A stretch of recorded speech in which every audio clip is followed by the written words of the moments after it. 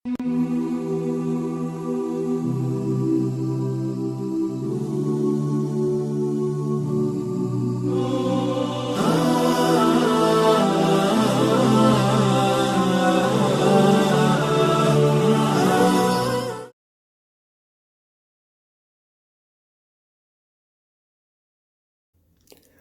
ابن عمر رضي الله تعالى عنهما أن رسول الله صلى الله تعالى عليه وعلى آله وسلم قال: أمرت أن أقاتل الناس حتى يشهدوا أن لا إله إلا الله وأن محمدا رسول الله ويقيموا الصلاة ويؤتوا الزكاة، فإذا فعلوا ذلك عصموا مني دماءهم وأموالهم إلا بحق الإسلام وحسابهم على الله تعالى.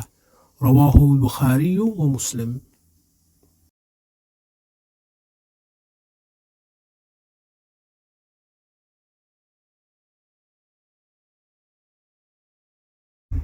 On the authority of Abdullah ibn Umar radiyallahu anhu, the Messenger of Allah sallallahu alayhi wasallam said, I have been ordered to fight against the people until they testify that there is none worthy of worship except Allah and that Muhammad is the messenger of Allah, and until they establish the salah, the prayer, and pay the zakat.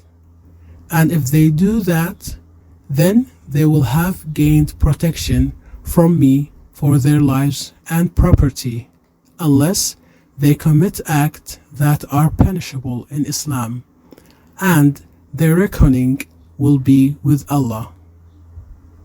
Narrated by Bukhari and Muslim.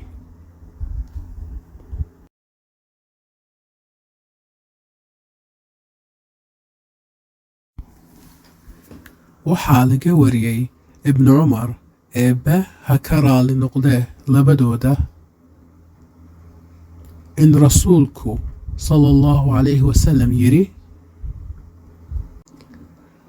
waxaa la ifaray inaan dadka la dagaalamo ilaa ay ka marag kacaan inaan ilaahay mooye ilaah kala jirin, Muhammadna uu yahay rasuulkii Allah,